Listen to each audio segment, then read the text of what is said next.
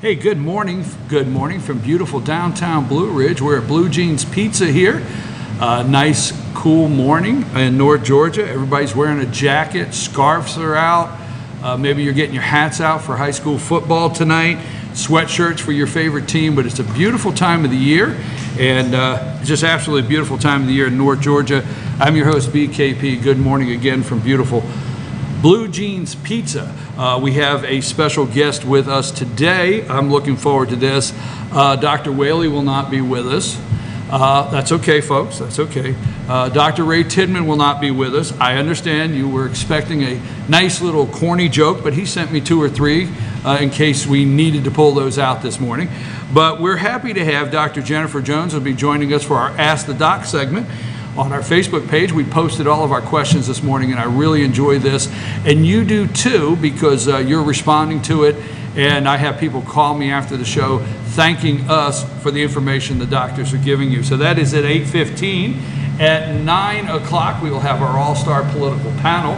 Our all-star political panel, Rick and Bruce, will be going over, I don't know if 9 to 10 will be enough time for everything that's taken place this week. Wow, what a world of information we live in. How do you absorb that? I mean, are you able to sort through what I call noise versus news? We'll talk about that in just a minute. Do we have somebody coming in from Light Up Blue Ridge, right? 8:45, we have somebody coming in to talk about Light Up Blue Ridge. Such a beautiful event that takes place here in downtown Blue Ridge, where they light the Christmas tree, put lights on the train, put lights on all these stores. It's just a beautiful time. Light Up Blue Ridge, and we'll have a representative in here this morning to give you all the details of that at 8:45. Now, okay, so when I ask myself, where do I start? There's all the things I don't understand. There's a lot of things I don't understand. I don't understand why the Yankees fired Joe Girardi. I don't understand that. I mean, you know, I know sometimes you tune in, the opening monologue and stuff like that. We'll get into it with the Cub fan later. But I'm thinking to myself, finally, a Yankees team I can watch. Finally. I thought I would never be able to watch the Yankees again once Jeter left. You know, I just thought, and I see this great young team that's been put together that goes one game from the World Series. It's not even expected to be there. You get up this morning, and Joe's gone. Now, I like Joe Girardi. I may be old enough to remember when he was a catcher, but I'll just say, that's one of the things I didn't understand. So there may be more today, but I couldn't start without saying that. We have a lot to go on the All-Star morning. We have the release of the JFK file. Will you spend the weekend reading the JFK file? Trying to figure out where, you know, maybe Jimmy Hoffa's buried? I don't know. What, were there multiple shooters? I'm serious. I mean, I'm very interested, but we have the JFK file being released that everybody will be reading through, and then we'll hear all the social media buzz and hype about all the redacted areas, and then people will try to read into what the redacted areas really say. So maybe there'll be another, what was his name? Stone, the producer that made JFK? So maybe there'll be another movie, JFK 2, after the release, but I don't know, but I'm interested.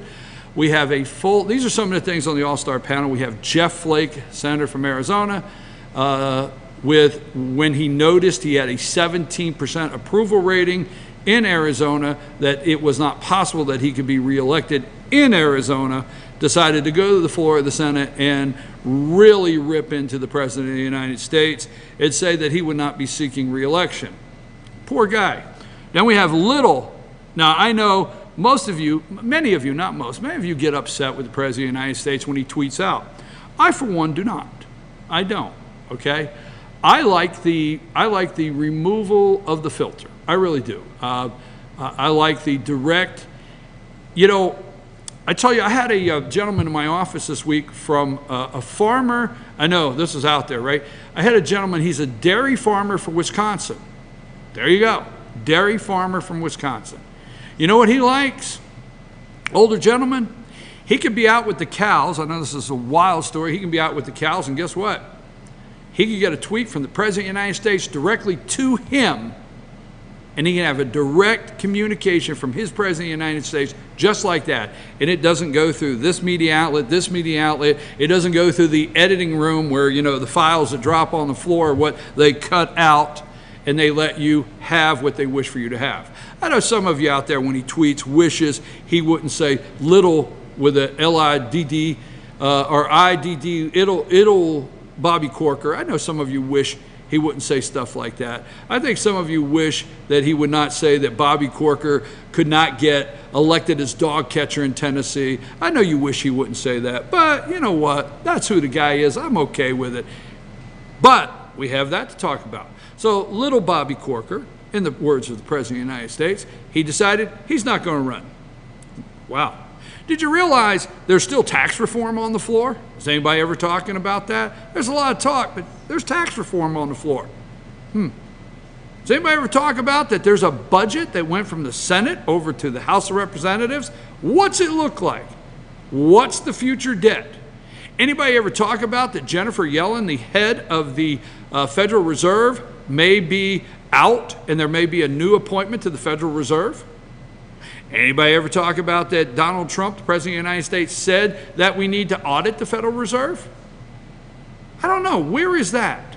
So can you filter through the difference of news, the noise in the news? I just wonder why nobody ever talks about some of those things. President of the United States declared the opiate crisis in America a national public health emergency yesterday. So that leaves a lot to discuss. What did that do?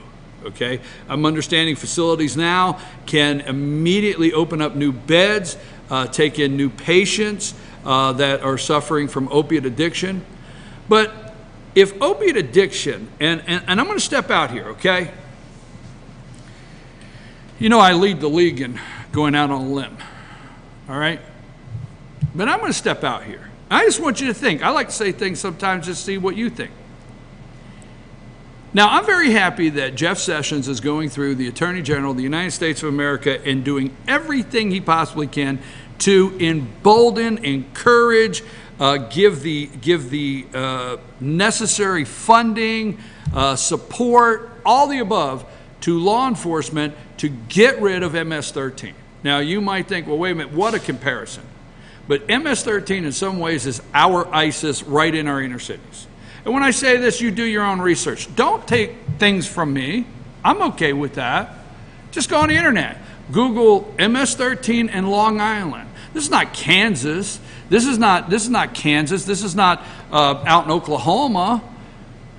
MS-13 and Long Island, and see what's going on there. All right, these are areas that these gangs are somewhat like an ISIS. But so there's all this time and money dedicated and support to getting rid of MS-13. I'm 100% behind that. But here's where I'm going to step out on a limb. What about opiate addiction? Okay? Oh, Lord, I'm going to get in trouble now. What about opiate addiction in this country? All right? Now, there are great doctors. I have a great doctor I go to once a year, do the blood work. He goes through all the panels, explains everything to me, tells me I need to lose 20 pounds, 30 pounds, just saying, a couple pounds, need to exercise, but, gives me heartworm medicine. I don't know, I'm like a pup going to the vet. I made you smile. But the point is, we have great doctors that come on here. But MS-13, you go look at the pictures. You got these guys tattooed all over their face and the ears. I mean, I could just, what it looks like. You see what I said? You know what it looks like. Opiate addiction. So if you're wearing a white coat, if these prescription pills, if it's coming across the border, the heroin, synthetic, see, that's a whole different war. And I lived through the war on drugs. You remember that? I remember Nancy Reagan saying, just say no. Okay? Saw the war. I've been a witness to the war on drugs. Nancy Reagan saying, just say no. I remember the commercial with they put the egg in the pan and it's frying and this is your brain on drugs. What happened?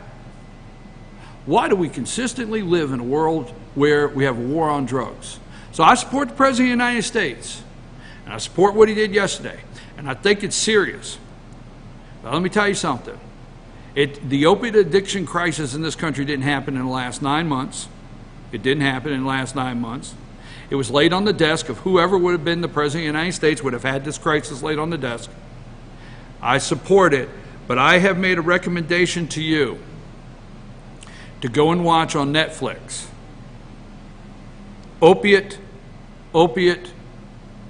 heroin. It's just called Heroin. Watch it. It's about Cabell County, West Virginia, Huntington. Watch that 1 hour thing on there. You see, it's not about MS-13. Watch that county and what it's costing this country. So I support that. I hope he will go the distance on the war on opiate addiction. I hope he will go the distance and make sure that everybody responsible for this crisis in this country is held responsible. I don't know. I guess I'll leave it at that. I didn't even know I was going to go that direction. But then again, if you know me, I never know what direction I'm going in at 8 o'clock. Right, Sam? Sam, good to have you back. I know you were out yesterday. Rose, good to have you here. Okay. Nice to have somebody out here live watching with us today. And when we come back, we want to thank the Georgia Cancer Specialist up here. And when we come back, Dr. Jennifer Jones will be with us, and it's time for Ask the Doc. We have some great questions this morning, so stay with us. On the other side of the break, we'll be Ask the Doc and then All-Star Panel at 9. Take us a break, Sam.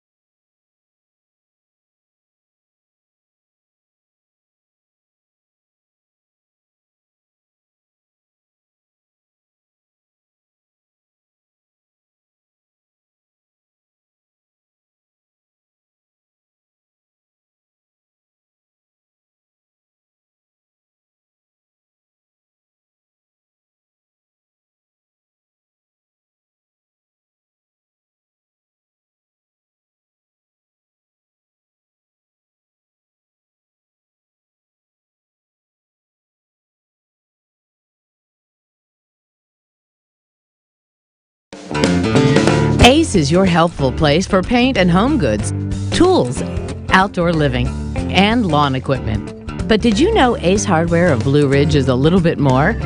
We have hunting rifles and accessories for your next hunting trip. We have Amish furniture imported directly from Ohio. And we have Ace Custom Woodworks for all your custom wood project needs, from cabinets to artwork. Ace Hardware of Blue Ridge. We have your new house in stock. North Georgia Diamond is your source for diamonds. Come on in to view the area's largest selection of fine jewelry at North Georgia Diamond.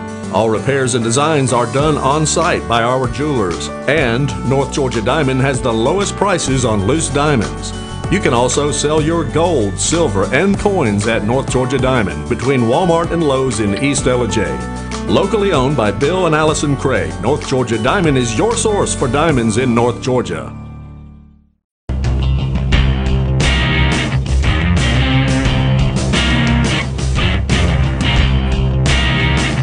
Hi, I'm Casey McGraw, the General Manager of Schottenkirk Ford.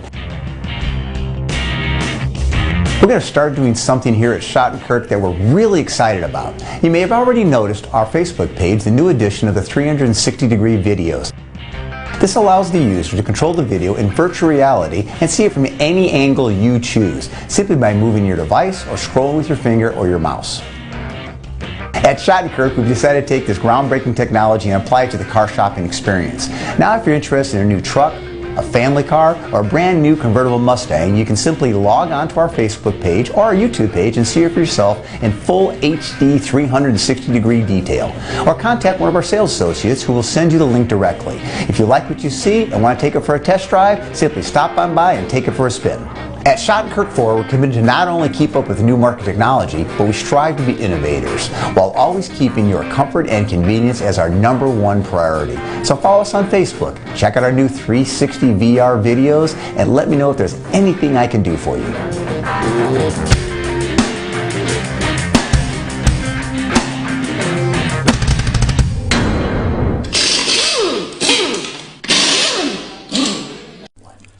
In 1981, Reed Nicholson began selling tires out of an old barn in Mineral Bluff. Little did he know that he had just laid the groundwork for the most trusted names in automotive services in the Blue Ridge area. In 1997, Nicholson Tire Center became what it is today, holding the same values of faith, family, and great customer service. 2 locations to serve you, and the Blue Ridge location is currently expanding to offer fast service and the largest U-Haul provider in Georgia. Nicholson Tire Center, Blue Ridge, and Mineral Bluff.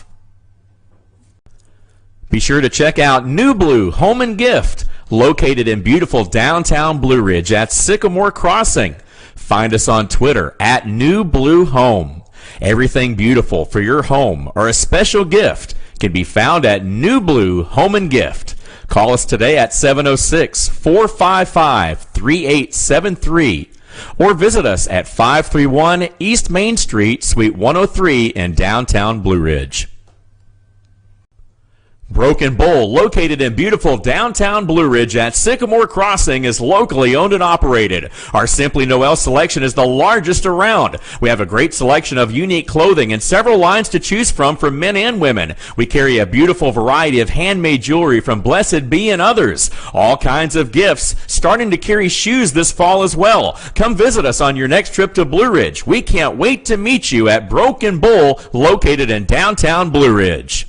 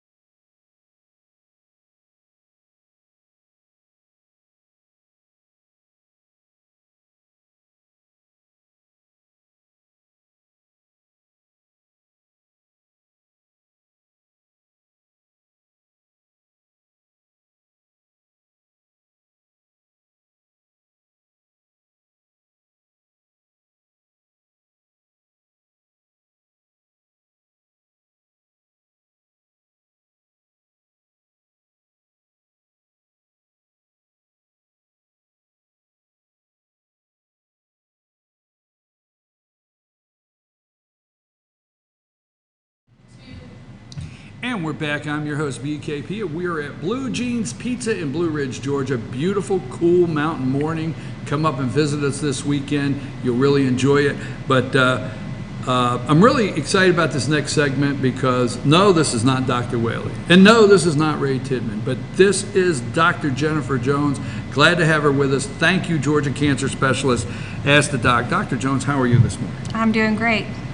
Okay, so, you know, I don't put people on the spot, but I have asked questions on the spot, so I'm going to do that. Ready? Okay. You were here last week, so you could see, you were sitting in the audience how things work, okay? Yes. And you were here early enough this morning to see how things work. Yes. So, do I say anything that really catches you off guard? That's putting you on the spot. Not really, not really. I think my line of thinking is very much in line with your line of thinking, so no, I tend to agree with most everything that you just said. Did you write that down, Sam? You didn't write that down? Just double checking. Huh? There's 2 things they say at the office. Don't poke the bear and don't feed the ego. So, anyhow, just joking. Anyhow, thank you, Dr. Jones, for being here. I always like to, and I think you know this with Dr. Whaley and Dr. Tidman, is open up and give you an opportunity if anything out there or anything we talked about this morning is of interest to you that you would like to comment on or be a part of in the show. Absolutely. The first thing I want to do is give you a corny joke, if that's okay, because Dr. Whaley said I have to do a corny joke because it's just, you know. Okay, it's part of the show, folks. It's part of the show. So my corny joke, since it's kind of almost Halloween and I kind of dressed that part, the corny joke is, who is the best dancer at the Monsters Ball? Sam, can you help? Rose? Larry? Any guesses? We're 0 for 4. It's the Boogeyman. See, perfect. You know, there's a feeling that somebody's going to break into singing the Monster Match. Right. Okay, very good. Very All right, good. all right, Okay. good. All right. So there's your show opener. So there's my opener, right. I wanted to talk to you a little bit about the opioid crisis in America right now. I think that's a very hot topic right now in the world of medicine.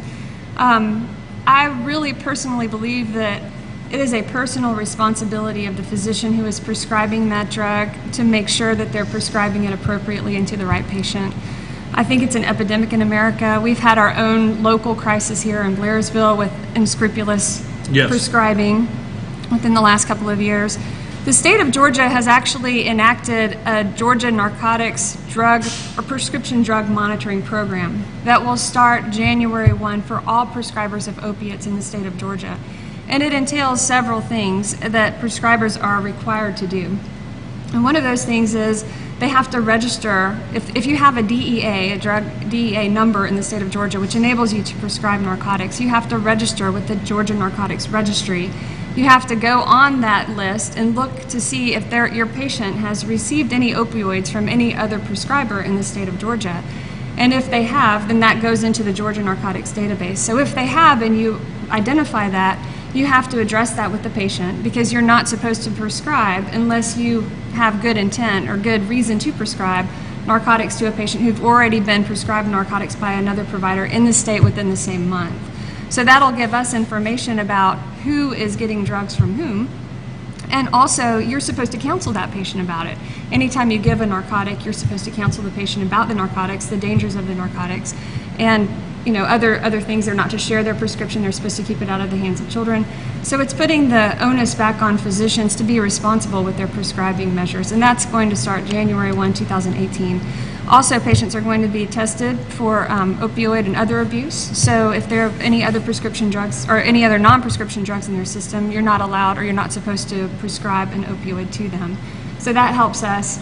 It's hard for prescribers just from our side of things to know, you think everybody's honest, and I'm one of those people who try to trust people until I have a reason not to trust them. But there are a lot of unscrupulous people out there who want to get drugs and put them on the street and make money off of them. So we have to kind of be a little more responsible with what we're doing in order to prevent that from happening. And that's part of that. So all prescribers have to do that in the state of Georgia, January 1, 2018. Some exceptions to that are patients who are terminal illness patients with terminal cancer. So some of those will be exempt from that. But other patients who are getting them for other reasons, the prescriber has to do that. Well, maybe this is large in part for I like everything I'm hearing, and I think this is large in part because let me run this by you while we're talking about that, if you don't mind. Georgia has obviously done some things on the positive side because I'm going to go back to 2009. Okay, we're 2017. I'm going to go back to 2009. And it was not uncommon to have an enormous amount of billboards that said pain management clinics. It was not uncommon even in North Georgia. I mean, I know in North Georgia areas where on Fridays and Saturdays they would be signs in the ground on every corner of every intersection, pain management clinics. But that seems to have dwindled and have dried up somewhat, and the pain management clinic on every corner seems to have slowed down. Is this part of that, or are there other things that have taken place in Georgia that help, stop that? I didn't mean to ask that. I think this is part of that. It's a real effort by the state of Georgia to kind of crack down on narcotics use and abuse. And it's a tricky situation. They do work well, but they do have abuse potential, those medications in particular. I mean, in my field, obviously, patients have terminal cancer, so right, exactly. we need those drugs. People need the comfort, There needs to be pain management. Absolutely. I understand that, and I'm not by no means saying there shouldn't be pain management, but, when I'll see a billboard that has a picture and it says family physician, and I agree with that, fine, and I know physicians do advertise themselves, but I've yet to find the family physician that had to buy 300 yard signs and put them on every corner of an intersection. Right. I guess, all right, maybe we should move on. Well, yeah, sure. Okay. I think part of what President Trump signed into action last night was to help curtail that and to help people who have that problem find help. So those pain management clinics, I don't know if they're really helping people or if they're just perpetuating a problem.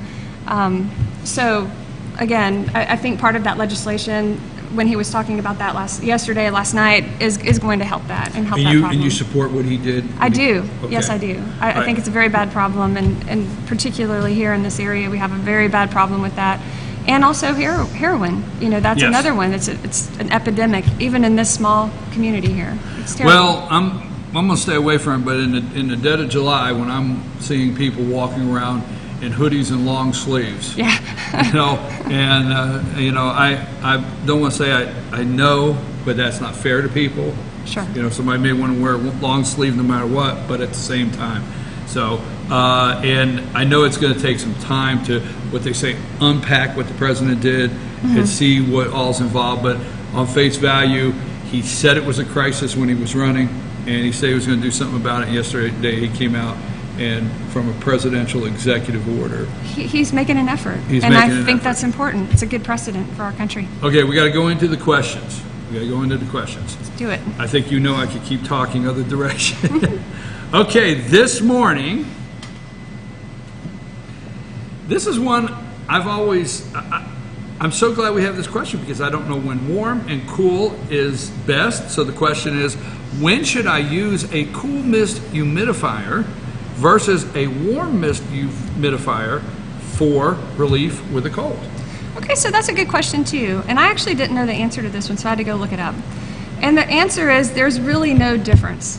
Because what a humidifier does is basically put moisture into the air to make it less dry and make it less irritating to the lungs. So if you already have some irritation in your bronchial tubes because you have a cold, or in your sinuses because they're dry and you've been blowing your nose a lot, then the humidification in a humidifier basically puts moisture into the air to kind of alleviate that. A cold mist humidifier does that with cold water, and a warm mist humidifier does that with warm water. So by the time the air actually gets into your alveoli, the distal part of your lungs, the air is all the same temperature anyway, so it doesn't really matter in that regard. If you have a warm mist humidifier, the water is boiling, so it's very hot, so you don't want to use that around a child, particularly if it's your child that has a cold, because they could spill that or burn themselves on it. And also, the warm mist humidifiers do decrease the amount of bacteria that's perpetuated into the air. So a cold mist humidifier, any kind of standing water can grow bacteria in it, and then that can be dispersed into the air. So you want to make sure you clean those every night and dry them out so that you're not leaving any standing water for bacteria to potentially grow in. Okay. So no major difference. Several months ago, I developed a small white patch on my skin, on the skin of my arm. It appears to be getting larger.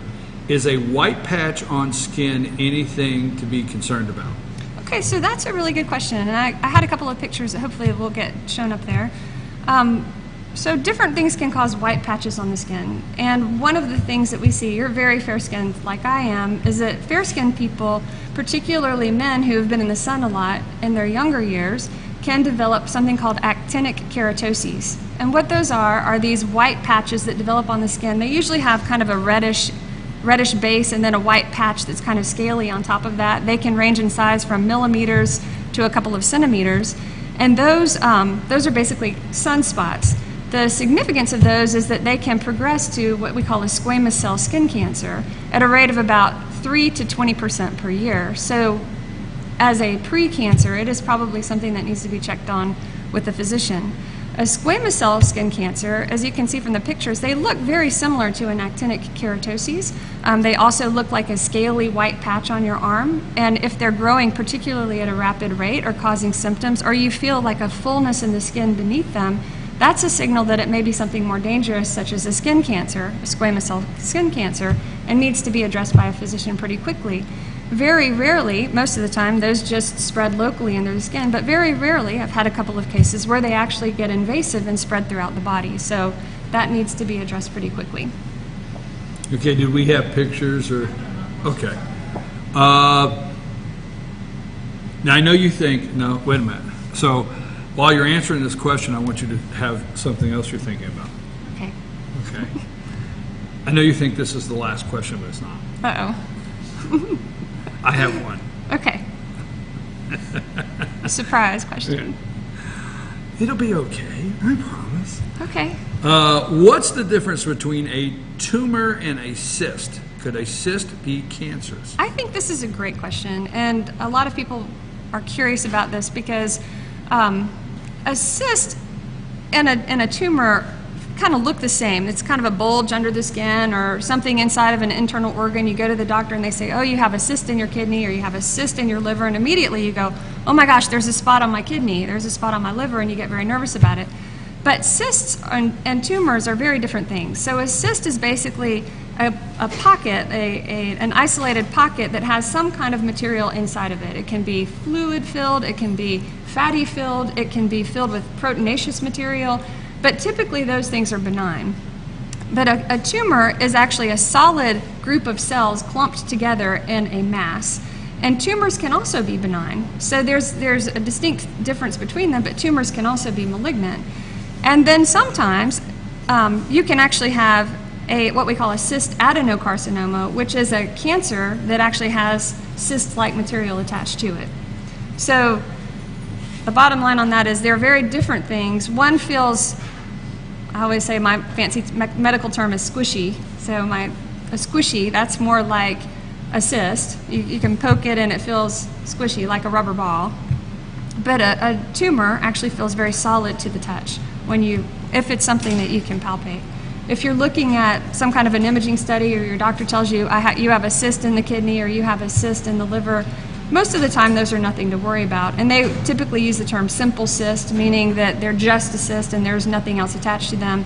If it's a complex cyst that has what we call septations or has more of a solid component around the rim, those are more likely to be malignant, or if they're growing rapidly and need to be addressed. Okay, thank you very much. That was a very serious question. All the questions were very serious. We appreciate those answers, and we know out there that you look forward to this segment every week. But this question came in earlier this morning, and I thought it was something we can add now. The question is, I feel really stressed out. I've got anxiety, and I don't know what to do about why the Yankees fired Joe Girardi. That's probably situational anxiety, and hopefully it'll pass soon. But I'm sorry. Oh, I thought there was no better place to ask than the doc. I mean, see, I told you, right? That's all right. That's all right.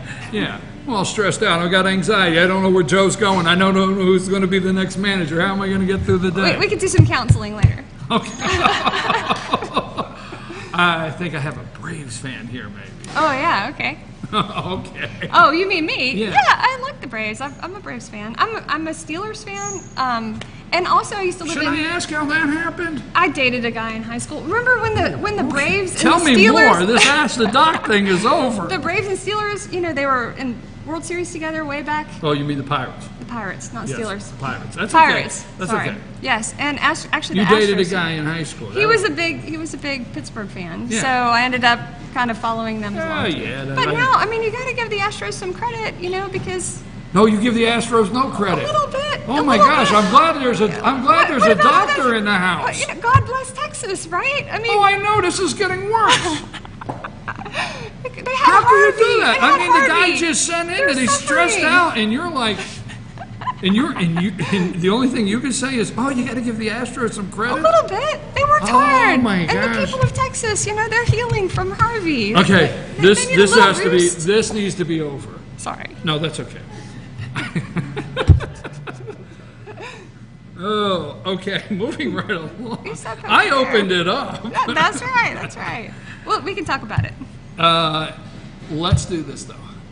What we like to do before we close our Ask the Doc segment, is there anything in the medical industry, in the medical field out there, that you've been looking at or reading recently you'd like to share with the viewers?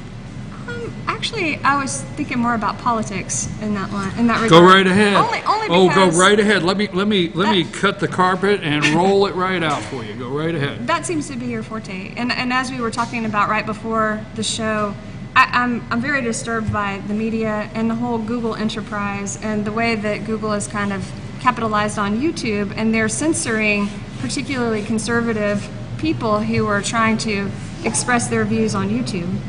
So that's one of the things that's really been bothering me lately. I think people have a difficult time finding accurate information online, and also accurate information in every news media outlet. So if you flip on your TV, the majority of what you're going to read or hear is going to be kind of skewed to the left, and this sort of alt-left agenda that seems to be perpetuated in the mainstream media in general. Book her for the All-Star panel. Maybe you'd like to... Huh? Yeah, we might have to... No, I mean, earlier I was talking about that, and my thing is, in most ways, are people able to, in this information age, discern between the noise versus the news? I don't think so. I really don't think so. And I interact with a lot of people, and we're largely in a pocketed conservative community, but I find that a lot of people, they're uninformed. They are just uninformed. They don't really see a lot of times what's really happening, because they tune into the mainstream media, or they read, I don't know, one of the popular newspapers. Even the Atlanta Journal and Constitution a lot of times is kind of skewed left. So, and that's one of our major news sources in the area. So I agree with you. I think people aren't able to discern because they don't get the other side, the other viewpoints, or the more truthful reporting. Well, what I do say now, I joke around on my show Monday through Thursday, and I have a good time, and I poke a lot of fun. But what I do say is, I encourage people to do their own research. I do 2 hours a day Monday through Thursday, and I encourage people to do their own research, look things up for themselves, validate what they're reading, and then when the mainstream media, or whatever we may call them, report something and they hear all this noise, look at what might be laying underneath the noise that they're not being told. I always believe the noise is a cloud cover for the reality that's out there. I agree. Do you? I completely agree. Sam, have you written any of this down? I'll tell you what, you are welcome to come back with you're very agreeable, and I thank you. Did you enjoy yourself today? I did very much. Thank you so much for having me. Okay, well, Dr. Whaley, we need to talk. Oh no, Dr. Whaley. So we always want to thank Dr. Whaley, Bill Whaley, and Dr. Raymond Tidman that do come on the show, and we're so glad to have this morning Dr. Jennifer Jones with us, and we thank the Georgia Cancer Specialist for this segment. And if you have a question for Ask the Doc, please send that to info, info at FetcherNews.com, your question for Ask the Doc, and we will get that put in the title, Ask the Doc, so we know. Okay, put in the subject, Ask the Doc, and we will get that to the doctor throughout the week, and maybe get your question on our next segment. Again, Dr. Jones, thank you very much. We will be back right after these messages, and we're going to talk a little bit about Light Up Blue Ridge. If you've never been up here during the holiday season, we're going to talk about it right after these messages. Again, thank you very much. Thank you so much.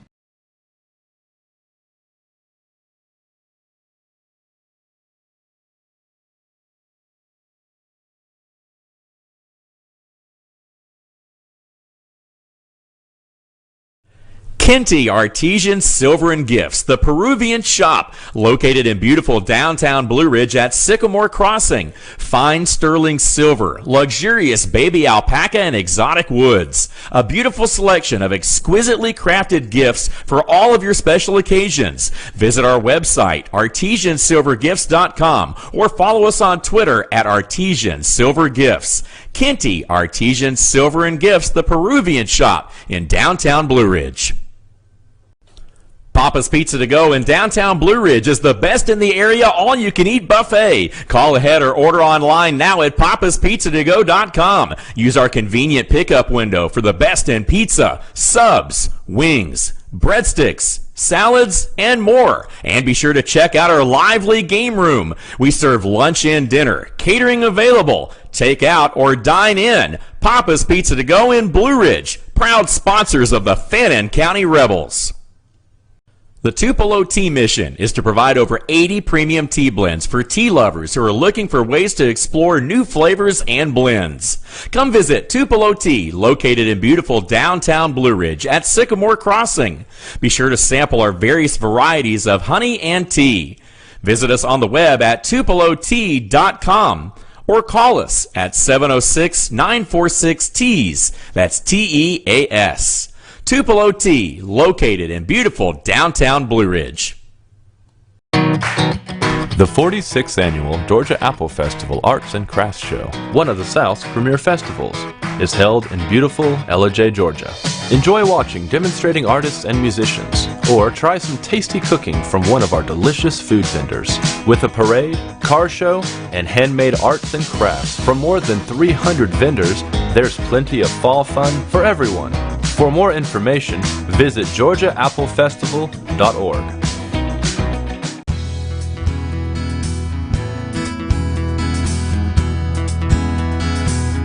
Hello, my name is Chad Watkins. I'm the manager at Larry's Body Shop.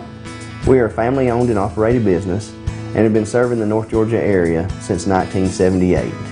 We are located at 1216 Progress Road in Ellijay, Georgia. Our shop specializes in collision repair, and we work with all major insurance companies. Larry's Body Shop is ICAR Gold, the highest role of training recognized by the collision repair industry. It is estimated that only 10% of collision shops meet these standards.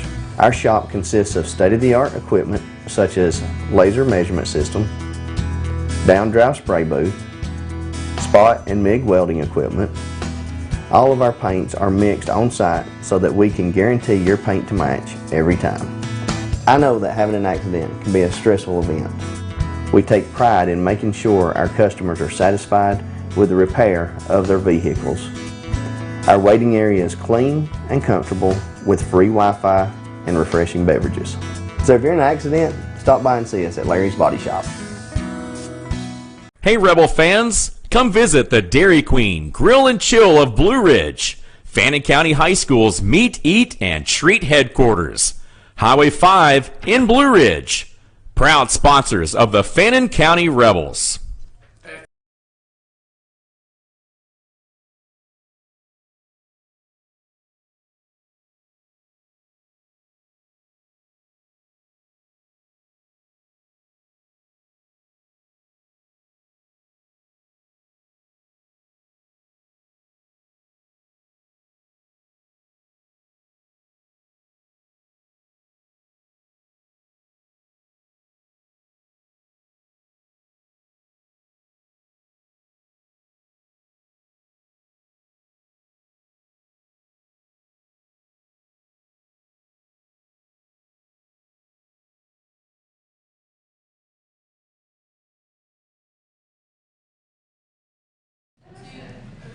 Hey, I'm your host, BKP, and we're at Blue Jeans Pizza in beautiful downtown Blue Ridge, Georgia. We're always here every Friday morning.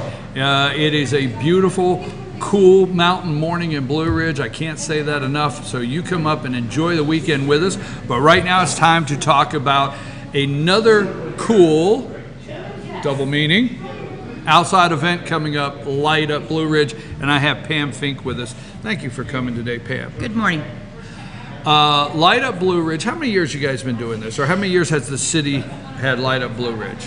I have only been involved in it for about 8 years, so I'm going to guess 10 to 12.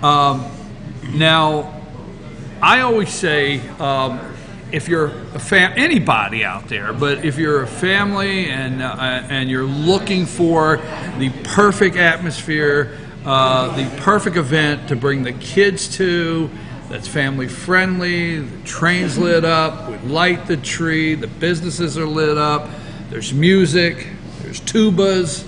Yes, Tuba Christmas is one of everybody's favorites. It is, absolutely. But if you want to create that whole atmosphere for your family, this is the thing to come see. Yes, sir. We start on Blue Friday, which is Blue Ridge's version of Black Friday. And, of course, there's shopping, but you're going to find strolling elves and different characters roaming around town just saying hi to you. You're going to find the gingerbread man walking around with a helper, because it's hard to see this much. There's going to be entertainment in the park. It's just a fun day, but the real fun starts on Saturday. And Saturday, Santa arrives on the train at 11:15. He'll be right up there in the very front of the engine. And then he gets a little break, gets to eat lunch, and then at 12:30, Santa will be in the park until 4:30, and then he gets to have some dinner. And then the parade this year is going to be a nighttime parade. Yes, that is a change. That is a major change. So the streets will be open all day. So you can get in and out of the stores, and at 5 o'clock the streets will shut down. The parade at 5:30. I'm strongly encouraging people who are having floats, and it's open to everybody, no cost, is to light them up. Light up your float Oh, for Light wow. Up Blue Ridge. Light up blue. I just connected all the dots. Now, Sam, did you hear the time Santa would be here so you could come and get your picture with Santa? Okay. Yeah, Sam. Santa's coming. Santa's coming. Then we'll have some awards for the window decorating contest, and we'll have some announcements giving everybody at the end of the parade time to park their floats and get over. And then the lighting of the tree will be at 7. We'll sing a couple of songs. Colin Ray will be singing "O Holy Night," and that's pretty much the end of it. But the most exciting news for me is that we are going to continue the festivities every Saturday through December 23rd. Santa will be in the park every Saturday afternoon. There will be the theater will be putting on little mini skits around town at Sycamore Crossing Plaza, as well as in the park. There'll be characters walking around town. There will be just things going on every Saturday. Okay, now here is something that I did not pay attention to. I hope I'm right on this. I'm going to wing it. You know me. Is there a gingerbread house contest this year? Yes, there is, and we've added. I told you. We have 3 things this year instead of 2, so we do have some changes there too. The Gingerbread Village is what we call it, is located this year at the Arts Center. And everyone is encouraged to build their gingerbread house, whether it be a 5th grade elementary school. And they do. I don't mean to interrupt they you. do. I'm like, this is one of my, I love the tuba Christmas, but I didn't mean to interrupt you, but I love going to the gingerbread. They do such a great job. We have schools, and then we have 5th graders in schools, and we have so many 3rd graders, and so many different groups build gingerbread houses. And then we have the professionals. And that is unreal what they can do with gingerbread, gumdrops, just whatever. Whatever. Marshmallows. Mm-hmm. And there's multiple categories from professional down to children. Mm-hmm. You have to have your gingerbread. All you have to do is let us know you're entering. That's all there is to it. And then you bring your gingerbread house to the Art Center on November 21st. So many dates in my head. And it's open through the 17th of December. Okay, now how does somebody get all of this information, how to be a part of the gingerbread house contest and enter their gingerbread house, where to go, all of the information of the events on the Saturdays, where can they go and get everything they need to know what's happening? LightUpBlueRidge.info. Info. Not com, info. LightUpBlueRidge.info for all your info. Okay? And then we also have the window decorating contest, which will be multiple years, probably 4 or 5 years. And we already have a panel of secret judges who are all artists. They're going to be walking the streets early evening of Tuesday before Thanksgiving. I believe that's the 21st, but don't hold me to it. It's the Tuesday before Thanksgiving. Then at Light Up, the announcement of the winners will be made. But the most important thing that I'm excited about is, remember when you were a child and your parents all piled you in the car and you went to that favorite neighborhood that every house lit up, every house had decorations. Sometimes you drove through them, sometimes you walked through them. Well, we're going to do that in the park this year. We're calling it Decorating the Park. Again, no cost. If you want to do it, just let me know. There's a link to my phone number and email address on the website, and just say, I want to participate, and you're in. And you can now, will be able to stroll through the park, around the Christmas tree, around where the stage, where the music's going on, and we are going to have our own little neighborhood of decorated scenes. Folks, that's a lot of information, but it's lightupblueridge.info for all that information, all the times, how to participate. And I'll tell you what, if you come up, there'll be plenty of hot chocolate, plenty of hot coffee, and plenty of entertainment, and plenty of things for the entire family to enjoy. From tubas to gingerbread house to Santa on the train to lighting up the parade to decorating the park. Am I close? You're very close. Okay. But there's one thing. So can you tell I've been there before? You've been there. But there's one thing that's really, the main reason I'm here today. We need volunteers to work at least the Saturday of November 25th. I don't need many, but we need a few. And if you can donate 2 hours, anytime from noon to 7 at night, just let me know. And the answer is yes, we'd love to have you. Just a few here, a few there. They need volunteers. Again, that's lightupblueridge.info. They need volunteers, so come help make your town as beautiful as it possibly can for the citizens of Blue Ridge, citizens of Fannin County to enjoy, and all of our visitors. But now, last but not least, we keep talking about Light Up Blue Ridge. What I want you to do is I want you to come and be a part of the countdown, because it's so much fun. Because we have a kickoff, our MC says it's that time, we have 1 minute, and then you hear the crowd get together and start counting it down together, and all the kids, you got to see the faces of the kids when the big tree in the park lights up. And Santa's doing the lighting this year. And Santa's doing the lighting. Okay, I'm your host, BKP. Thank you, Pam Fink, for Light Up Blue Ridge coming in and talk to us. lightupblueridge.info, and the All-Star panel is waiting in the wings. They're over there studying. Bruce has his orange folder out. He's making notes. He's got his highlighters. They got the coffee going, and they even have a consultant working with them this morning. We'll be back after these messages. You good?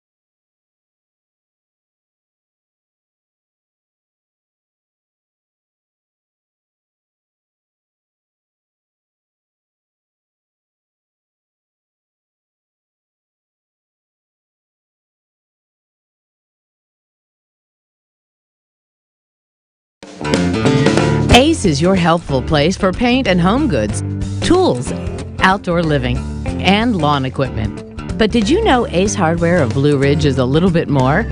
We have hunting rifles and accessories for your next hunting trip. We have Amish furniture imported directly from Ohio. And we have Ace Custom Woodworks for all your custom wood project needs, from cabinets to artwork. Ace Hardware of Blue Ridge. We have your new house in stock. North Georgia Diamond is your source for diamonds. Come on in to view the area's largest selection of fine jewelry at North Georgia Diamond. All repairs and designs are done on site by our jewelers. And North Georgia Diamond has the lowest prices on loose diamonds. You can also sell your gold, silver, and coins at North Georgia Diamond between Walmart and Lowe's in East Ellijay. Locally owned by Bill and Allison Craig, North Georgia Diamond is your source for diamonds in North Georgia.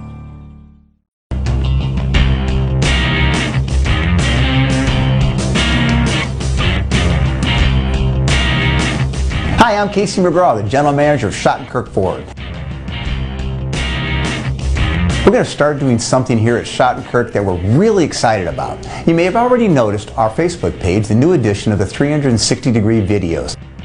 This allows the user to control the video in virtual reality and see it from any angle you choose, simply by moving your device or scrolling with your finger or your mouse.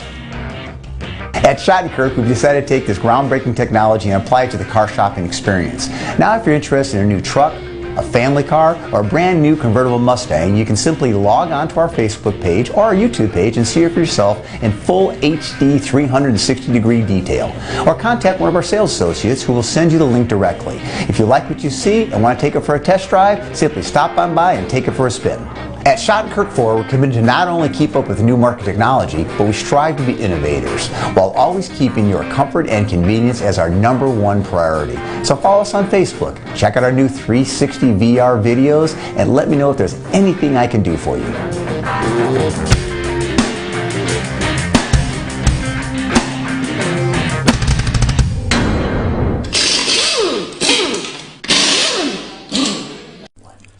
In 1981, Reed Nicholson began selling tires out of an old barn in Mineral Bluff. Little did he know that he had just laid the groundwork for the most trusted names in automotive services in the Blue Ridge area. In 1997, Nicholson Tire Center became what it is today, holding the same values of faith, family, and great customer service. 2 locations to serve you, and the Blue Ridge location is currently expanding to offer fast service and the largest U-Haul provider in Georgia. Nicholson Tire Center, Blue Ridge, and Mineral Bluff. Be sure to check out New Blue Home and Gift, located in beautiful downtown Blue Ridge at Sycamore Crossing. Find us on Twitter at New Blue Home. Everything beautiful for your home or a special gift can be found at New Blue Home and Gift. Call us today at 706-455-3873 or visit us at 531 East Main Street, Suite 103 in downtown Blue Ridge. Broken Bull, located in beautiful downtown Blue Ridge at Sycamore Crossing, is locally owned and operated. Our Simply Noel selection is the largest around. We have a great selection of unique clothing and several lines to choose from for men and women. We carry a beautiful variety of handmade jewelry from Blessed Be and others. All kinds of gifts, starting to carry shoes this fall as well. Come visit us on your next trip to Blue Ridge. We can't wait to meet you at Broken Bull, located in downtown Blue Ridge.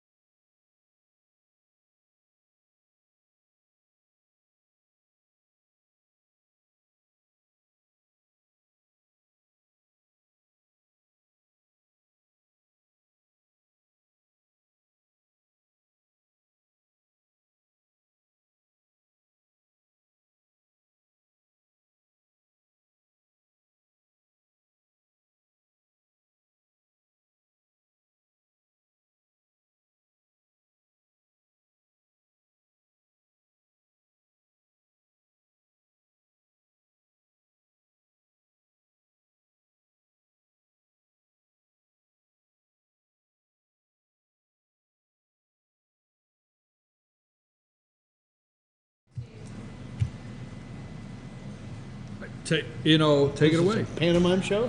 Yeah. I'm your host, BKP. Good morning from beautiful downtown Blue Ridge at Blue Jeans Pizza at a nice, cool, crisp weekend, Friday morning. Come up and join us. It is now time for the All-Star panel. As you well know, this is Bruce. In this corner, weighing in, is Bruce. Hey. Okay. Bruce, hey. Bruce has his orange folder, and we're happy to see him. He's got his orange shirt on yeah, today, too. And we never know what's in there and what information he has on the highlighter. But over here, weighing in at a crisp, we'll just leave it alone, an extra pound and a half. Frost on the pumpkin. All right. Now, he will not be outdone, so he has a clipboard. So he is now known for the guy with the clipboard.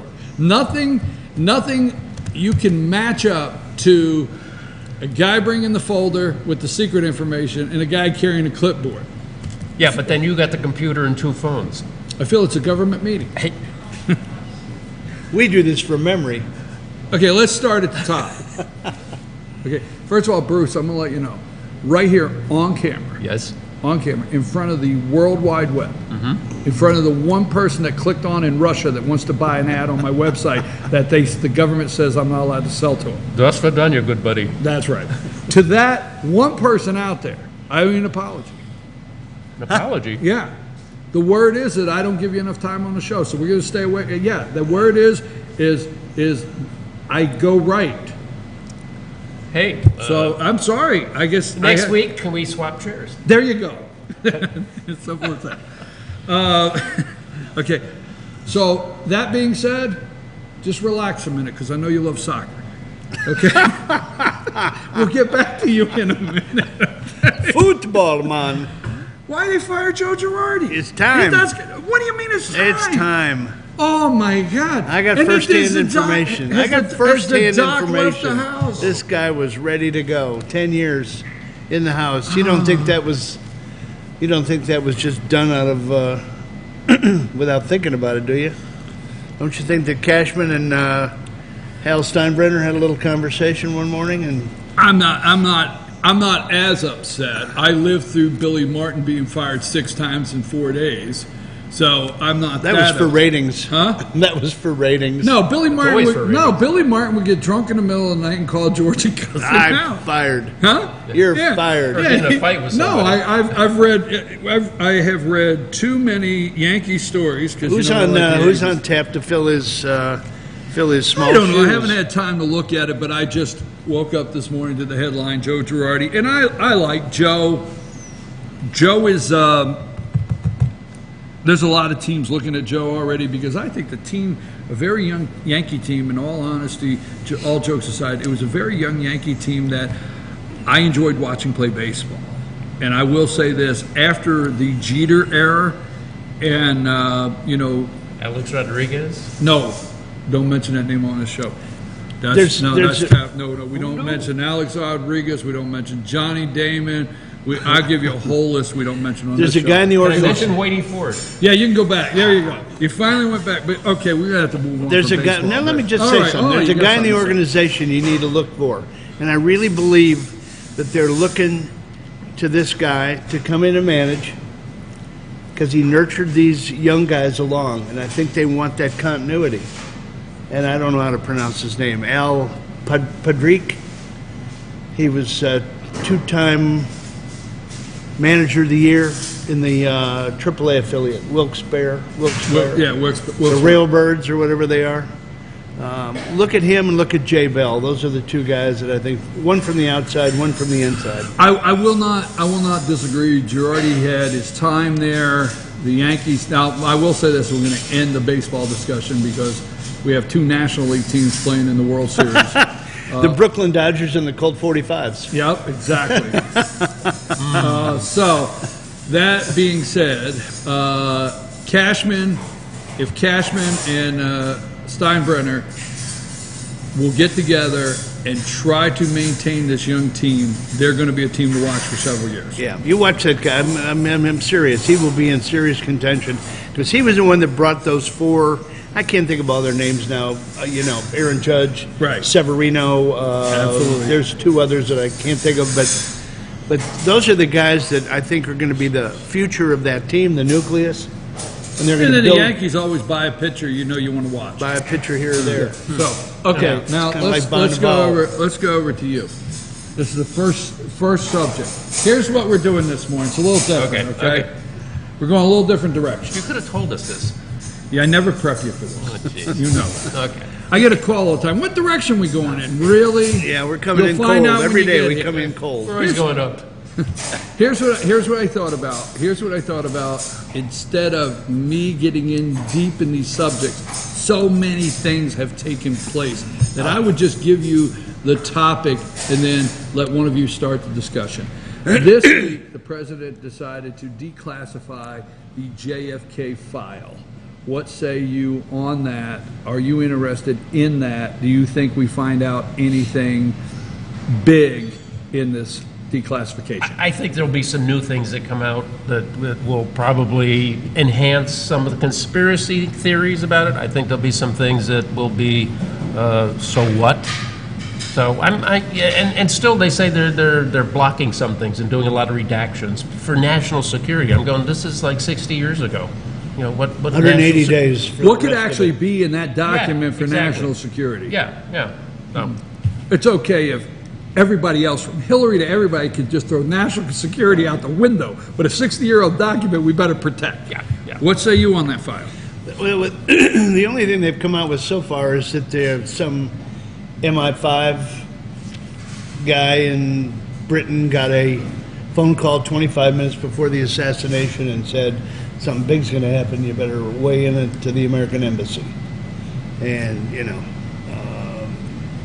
the conspiracy theory. where that goes, who called him, that's all speculation. Are you interested in reading it? Not really. Not really. I will say this. I'll let someone else read it. And Well, I'll say this: the internet world will go wild over the redacted areas, and people will start writing the redacted area themselves, just assuming what it may say, which is going to get it all spun out. And if I could just read it and find out that Hoffa's buried in the end zone, at Giant Stadium in concrete, I'll be fine. I'm still looking for Hoffa. Okay, are you still looking for Hoffa? I am. He's sausage. Yeah. So anyhow, okay. So that was a big topic. That took up a lot of time. What do we do now with the rest of our time? Go ahead, sir. Last night, I'm thinking to myself, okay, it brings us in cold. What are we going to talk about? I just randomly, conspiracies. I got a page and a half of stuff that's current in the news right now. We're going to get to it. It's just amazing, though. You did the same thing, I see. Yeah. Okay, let's get to the next one. All right, you want to go there? I bet you I got more than you do. Okay, let's go there. You guys going to start comparing lists here? He brought a clipboard. It made me nervous from the start. Oh, boy. Okay, now, start over here again. Going left. Trying to make up. Going left. The last night, we're going to get to the conspiracy. We have time, but I want to stay on some of the things. Last night, President of the United States signed an executive order declaring the opiate addiction crisis a national emergency. What say you where that's concerned? What do you think happened last night, and what do you think can he do with this to try to solve this? Is it a national emergency in your eyes? Well, yeah, again, I don't think it happened last night. He's been getting a lot of info on Right. this. So, No, yes, I would right. agree. There is a crisis, emergency crisis, yes. And I think it gets back to what's been talked about with some of the manufacturers. They know where these massive amount of pills and things are going, certain areas of the country. There was the town in West Virginia that was like writing 3 million pills a year. So, I mean, that sort of thing, I think they got to root that out. In terms of pain management, I mean, some people do need these for limited times. So I think there has to be more control from the doctors on when they give these opioids to people for pain management. What say you? Trust me, I got something to say on this. Why don't you say it? No, I want to hear yours. No. You want me to say? Yeah. Okay. Let me tell you how I think about this. Okay, I 100% agree with the war on MS-13. I agree with that. I agree with the news and the press conferences, and I agree with Jeff Sessions standing in front of all this law enforcement behind him, giving speeches that Donald Trump put all the resources, all the support, everything needed to fight MS-13. Now I'm going somewhere with this. MS-13 is, they're a gang that we recognize, okay? You see pictures, the tattoos all over the face. Primarily Hispanic, Latino. But we recognize the enemy, right? Now let's switch over to opiate addiction in this country. Okay. I want to treat it the same way. Now I'm okay that the President of the United States said that this would happen, and by this happening, guess what? It will open up more beds, more funding for treatment. Okay? Fine. I'm good with that. All right? We on the same page? I want to see Jeff Sessions stand in front of law enforcement and say, you have all the support, everything needed. It's time to get the white coats, okay, just because they don't look like the bad guy.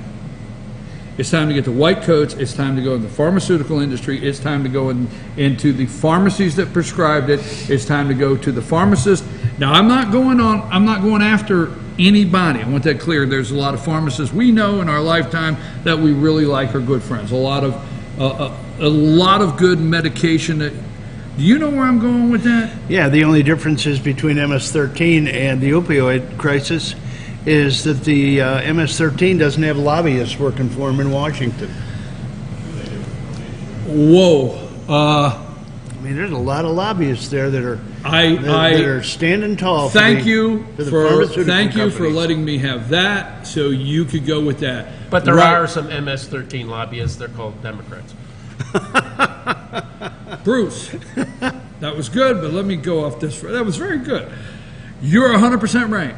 MS-13 doesn't have quite the lobbyist in D.C. on the floor. Absolutely. That we have with the opiate addiction crisis. That's right. And another thing, here's what I want to make sure of, that I'm not saying I don't support treatment. I'm not saying I don't support certain things, but here's where I want to go with this, okay? Treatment facilities are big business. Huge. Big business. Do your research. When a treatment facility is in a corporation that's traded on the open market today, just pay attention to that. Yep. You with me? Yep, absolutely. Okay. They build an entire industry. I'm not going to say cottage industry because it's massive.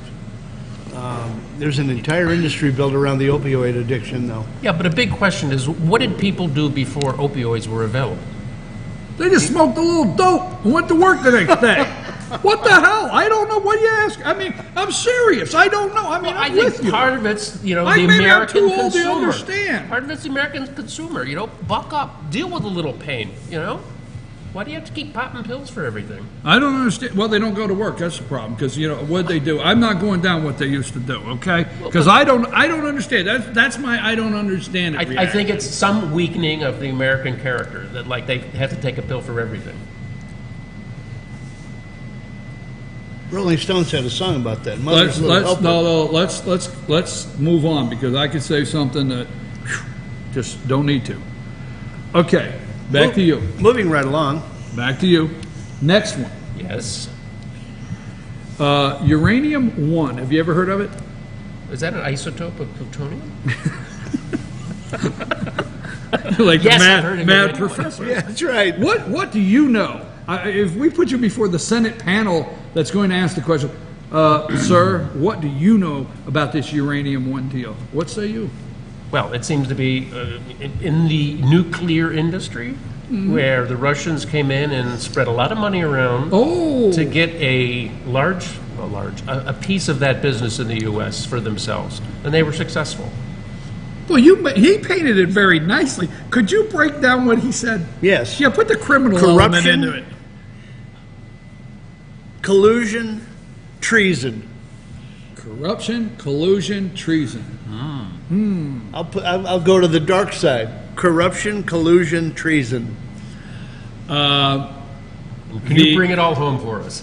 Well, we know that Bill Clinton flew over to Russia, okay? Gave a little speech. Twice his normal rate. They gave, well, you know, it's Bill. They gave him the suitcase and said, don't open it. They have the little twist tie, you know, the little twist tie they put on it, so Hillary knows if it's been open when she gets back. So they gave a little briefcase kind of like your electric meter. Yeah, we know you didn't tamper with. So it's got the seal tape on it. Okay, so they went over there. They got the little. He got his $500,000 from for giving the speech. Then a company that was purchased by the Russians with ties to the Kremlin. Canadian-based? Yeah, Canadian-based. Came over here and convinced, arm twisting and everything, they really put a lot of pressure on Barack and Hillary to approve a sale of 20% of our uranium deposits in this country. Not to mention, they dropped off a little money in the Clinton Foundation. To the tune of? $145 million. You were ready for that one. You were, to the tune of. Hey, let me in. Right? Drop that in the Clinton Foundation. The little pocket change. But the Democrats are saying, it was a timing thing. The 145 came in months before any decision was taken. Of course, it had no influence on the ultimate decision. But Bill's $500,000 in the briefcase just came, was it weeks before? Yes. Yeah, before the approval of that. Okay, moving right along because we don't have a lot of time. Next subject, because they actually tie together with the same cast of characters that are criminals. Lock Her Up has a whole new tone to it. It's like, it's like that favorite song in the 50s where one band plays it to this tune, but it's still the same song. Yeah. This has a whole new tune to it, but it still says Lock Her Up. Anyhow, let's go to Fusion GPS. Fusion GPS. We'll let you start. Good old Fusion GPS. Slash British intelligence, former British intelligence. Yeah, I mean that. Not all the time. This is where the DNC is now taking cover because they're asking Debbie Blabbermouth Schultz, was she complicit? No comment. What about Hillary? Did you maybe put some money toward this? It's maybe $6 million to put together a little dossier. Yeah, and she hasn't responded directly. I haven't responded to that. It's just, once again, collusion, corruption, treason. Where does it stop? Where does it end? Well, Fusion GPS is a known group that does opposition research. So that's getting painted all over this fraudulently, incorrectly. You trace it back to then you got the Podesta brothers involved. I mean, no, not Tony and Joe. Tony and Joe, say it ain't so, Joe. Yeah. Okay. Now, Fusion GPS, which does opposition research, which is legal and fine, and is his name parties do it. Glenn Simpson, right? Okay. They hire a former British intelligence agent, Michael Steele. Michael Steele, his career was spent in Moscow with doing Russian intelligence there for the British intelligence agency, research. MI6. I think that's the collusion So part. they broke so many laws. Greg Jarrett the other day on Fox had a clipboard. Brilliant. Wasn't it? Yeah. Did you hear all the laws? Absolutely, yeah. Greg Jarrett did an outstanding job. You need to look that up on YouTube. 6 felonies? Yes. Of all the laws that have been broken, he even brought a clipboard like Rick, but his information was just tad better. Just tad. But I said tad. We know what a tad is, okay? All right, so it was just a little better. But Tad's anyhow, just a little bit more than a smidgen, by the way. We find the DNC / Hillary Clinton help fund this dossier, okay? We find out that this dossier that Mr. James Comey at that time head of the FBI, was aware of it, may have been the one to leak it to BuzzFeed and the media, may have. John McCain may have leaked this dossier. That's still a mystery. Okay, wow, where's we going with this? And we find out that he gave it to the president in January, before Obama, gave it to, said, look, Mr. Trump, you may want to know about this before you enter office. That was Comey, and that was Mueller. Clapper, wasn't it? But they had the meeting right for the specific purpose, meeting with Trump for the specific purpose of getting that leak out. Yes. At the opportune time. Yes. Isn't that right? Because we know Clapper wouldn't lie. I mean, he's on the record, but anyway. On the record? Is lying. Oh, it's lying. Oh, okay. Yeah. All right, so I mean, that is just, when you paint that all out. Okay, I want to get, before I get high school football here in a couple minutes, FBI. What do we do? Because, I mean, it looks like we have a Loretta Lynch, we have an Eric Holder, we have an Obama, we have, I mean, I don't have enough room to put the Mueller, names. Comey. Don't get to Mueller yet. That's my closer. Tarmac. Don't go with my closer. Okay. Okay, but we have all of these names, and in the midst of that, of the collusion, corruption, and what was the other one? Treason. Treason for $500. The FBI. What say you, living in a country, do you really feel, whoa, what's happening down there? I mean, I would rather see pictures of J. Edgar Hoover in high heels and a dress than what I'm hearing now. Hey, wait a minute. What's wrong with that? That could be out there, you know. No, but what say you? No, yeah, it's exactly on point. I mean, are you actually, as an American citizen, are you scared of that? Or you're like, whoa, wait a minute, the FBI may have just done something. Yeah, I mean, they've basically been gutted. I mean, you know, their credibility, I think, is in tatters. And I think there should be, you know, a massive shuffle. Get all the people that were associated with the old... McCabe, every one of them. Yeah. Rosenstein, all those guys should go, and they should put in new... Mueller. blood.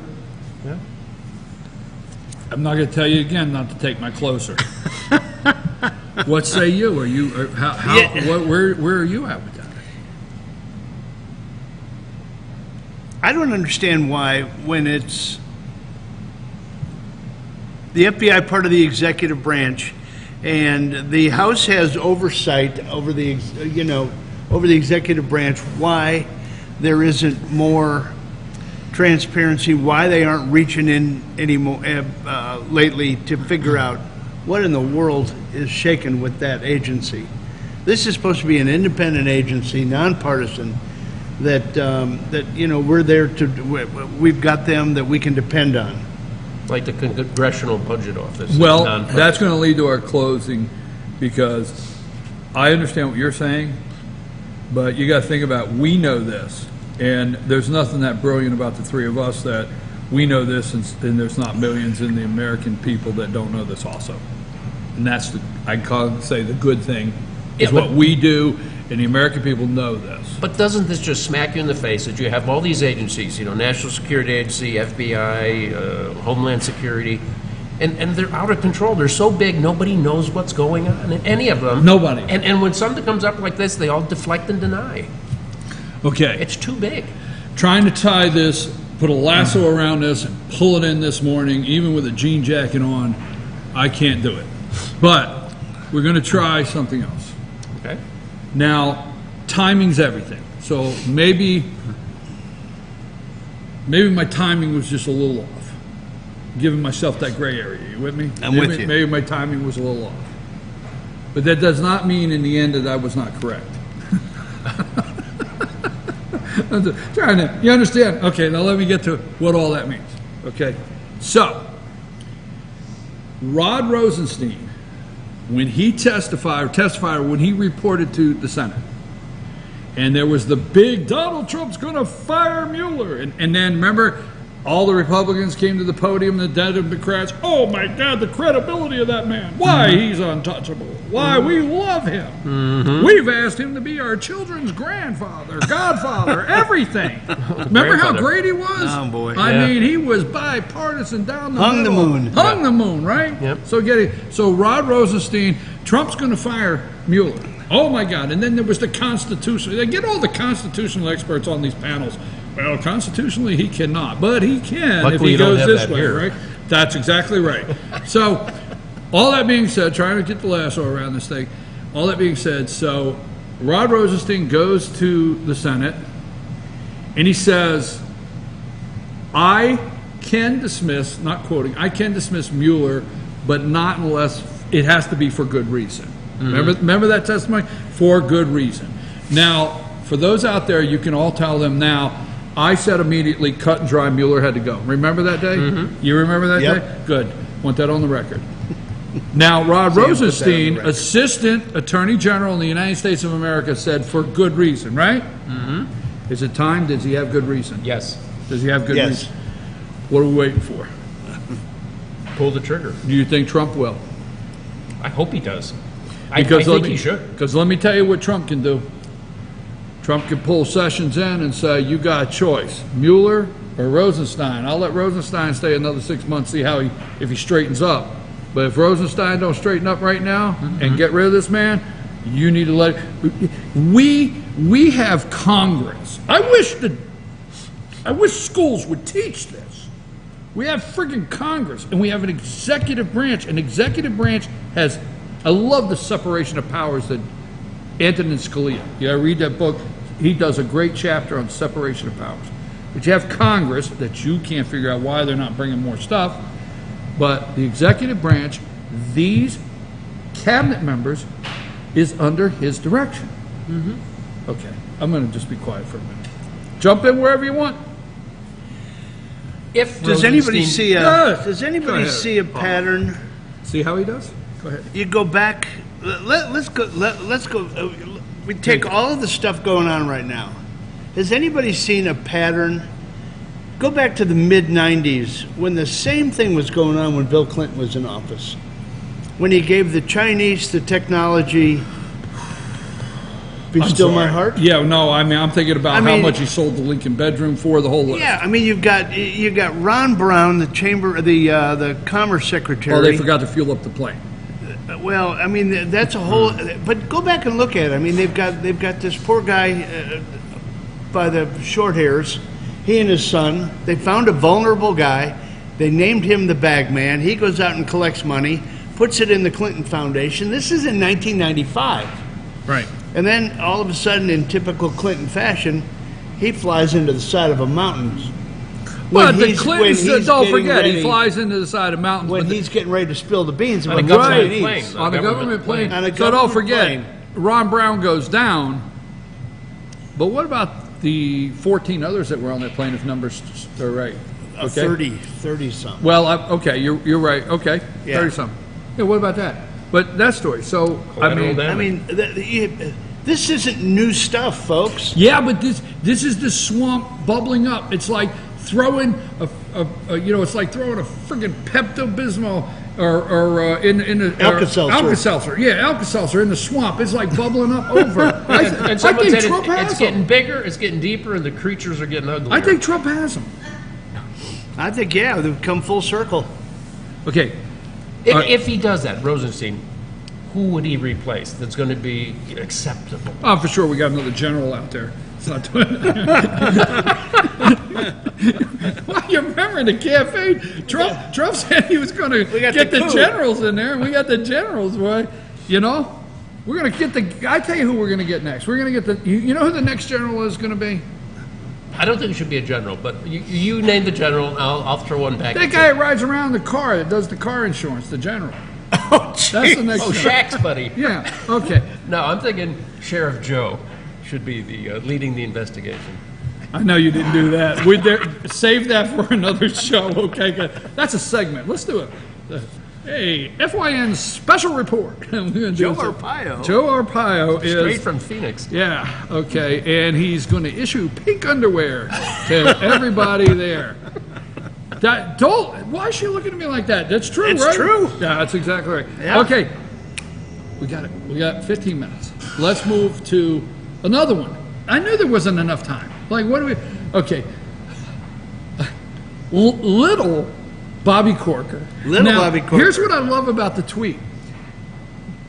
Have you ever looked at how tall Bobby Corker is? No. Oh God, he is short. Now I'm short, so I'm okay with it. But Trump, right? Trump skies over the guy. So I'm going through pictures the other day, and there's an event in Tennessee. There's an event in Tennessee where Bob Corker, at this time, Senator Bob Corker for Tennessee, is supporting the President of the United States in his election bid against Hillary. And Trump is like this tall, and Bob Corker's like here at the podium. And that's when you really recognize how little this guy is. Trump goes, little Bobby Corker. And he says he couldn't get elected dog catcher. I tell you what, I've waited. I tell you what, I know there are news networks that are discussing our possible nuclear war with North Korea, okay? Yes. But I will switch the channel to go to Twitter. I've waited my whole entire life to hear the President of the United States say that somebody couldn't get elected dog catcher. It's just amazing. Did you like that? What is the deal? I mean, you have the background on Corker and Flake. I mean, their constituency. Well, Why are they doing so bad? Corker is the swamp. Period. Corker's the swamp. And his constituency knows this? Yeah, I mean, and that's why he was like way down. Corker in Tennessee is the swamp. And here's where I'm going with that, okay? Little Bobby Corker, here's what it is. Little Bobby Corker, okay, I don't know who just showed up. Antifa's here. Little Bobby Corker, in 2008, you go do the research. This guy is a commercial real estate bottom dweller. Okay, just is. He made while banks were freezing up. 08. While banks were freezing up access to money, like you would not believe. Bobby's investments were able to find funding, loans, okay? At bargain basement prices. Yeah, so Bobby is as low as you could possibly go in the world of low-life senators that made it off the backs of the people, just as low as they go. So that, I mean, it could take a long time to tell you about Bobby. Okay, or conversely, one of a very well. You with me on that? A very well-connected swamp dweller. Well, you have great stuff that we have to write down. I mean, he's got one-liners today. I don't know what happened to you. Bruce is just but rolling does he into have that. opposition in Tennessee running against him in the primary? No, he's not going to run. Well, okay. He's decided not to But run. I mean, he saw because opposition. These senators became holy all of a sudden. I cannot run in this climate, in this atmosphere. I've got and what grandkids Trump, that I yes, need and to what defend. What Trump has created, this element of what? Period. So, he got little Bobby Corker. You get Jeff Flake. Jeff Flake. Jeff Flake. Jeez. Jeff Snowflake. You know, well, that's who was it? Who's the Fox White House correspondent? John Roberts. John Roberts came out and said, you know, he's been around a long time. It's the first time he's ever seen a senator come out on the floor from the same party as the sitting president and just try to run over him, demean him. Well, make him look bad. Jeff Flake is a never Trumper. Jeff Flake from Arizona has about, depending on the polls you look at, has a 17 or 18% approval rating. Yeah. Jeff Flake cannot get reelected in his state. Okay? So Jeff Flake went to the floor and cried, I can't get reelected, so I'm just going to throw a temper tantrum and tell you I don't like the president. What's going on in Arizona? You know, Flake, McCain, how did either of those guys get elected? I mean, is the demographic changing there? Yeah. Yeah, it is. You're getting, what, Californians that are leaving and coming over for cheap property? Yep. Yep. Another show. Another show. Fruits and Nuts got a U-Haul. Anyhow. Who's the woman that's going to run I mean, in Tennessee? Marsha, what's her name? Marsha. Blackburn? Marsha, Yeah. No, you didn't say Marsha. Yes, I did. Now, No, she's a congresswoman, right? But She wants to run for Senate seat. Right, okay, but the Senate, okay? Jeff Flake knows that this swamp is draining, okay? What I think is, it's the old, here's the analogy that nobody's gonna like, and usually I do a lot of things that nobody likes. But the swamp is draining, and we're starting to see, how many beer cans was thrown in there. You understand? Roll cars. Yeah, cars are first. Beer cans will be on the bottom, Tires. right? We're getting tires. We're starting to see tires. Whiskey bottles. Whiskey bottles. Those will be on the bottom. Whiskey bottles, tires. We'll see the old car. Maybe the one up there. What's that one? Mary Jo Kopechne. Is that her name? Maybe that car will be in the bottom. Was that wrong? No. Huh? No. What the hell, right? Ooh, I almost went all day without that. But right? Mm-hmm. Maybe we'll find that car first. Maybe some cars Chris Dodd and Teddy Kennedy pushed off into the swamp. We might even find Jimmy Hoffa. Might find Hoffa. Sausage. So that being said, and that's for you, Joeen. You always say that's my moving along. That being said, for you, Joeen, I think they see the swamp draining. I do. I do too. I think Trump can't drain all the swamp everywhere. It's like the La Brea tar pits, okay? You can't end those overnight. Well, there'll be deeper pools in certain places. Right, you can't end that overnight, so you got to pick a swamp at a time. I think we have the FBI. Oh, they got stuck in there. Are they walking through there? They got stuck. The FBI, and we've got Hillary. So I just think it's starting to expose itself. Dean Heller, I think Manchin's a nervous wreck. And I will tell you this, the senators and congressmen and women that support the President of the United States in areas that the President of the United States won will do well. Very quickly, do you think it's a coincidence that Steve Bannon left the White House when he did? I'm trying. None whatsoever. I got a witness. I'm trying to give you the floor. Look at what he does. I'm letting you finish, and he's talking over your shoulder. I know. All right, go right ahead. No, let me just talk to you. No. You think it's a coincidence? Absolutely not. He is out there.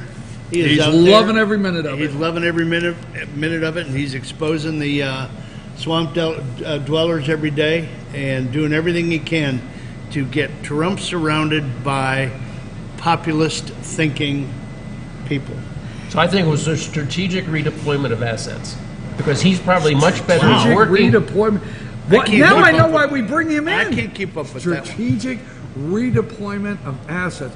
He figures out he could be really much more effective outside, the framework of the government. Redeployment of assets. Write that one down. Okay. Last question of the morning, and then you get your last minute, but last one of the morning. Is this the time in history that some of us have been waiting for, that Hillary Clinton finally gets indicted? I don't know about convicted. That's hoping for a lot. Hoping for a lot? But, yeah, I'd definitely like to see her in orange. Let me count the ways, but I just don't know whether she's just that untouchable. I mean, there's so many ways that she could go down. Yeah. Collusion, corruption. She should have about treason. 20 harpoons in her by now. Watergate is, remember, they lied to FBI. Watergate pales, and what we're witnessing pales, okay? And they paid a foreign agent, which with an election paid a foreign agent. It's okay to do research on your opposition, okay? That's Perfectly legal. But it's not legal to involve a foreign agent in the opposition research and make payment. That is treason. And I'm going to tell you, folks, you hear impeach, impeach, impeach. Okay, what's your final thought today, Dave? I have a twofer. One, the IRS has apologized to over 400 right-wing groups. I'm sorry. I'm so sorry. And paid them. Yeah, and settled with them, cash settlements. Was that on front page anywhere? Of course not. Okay.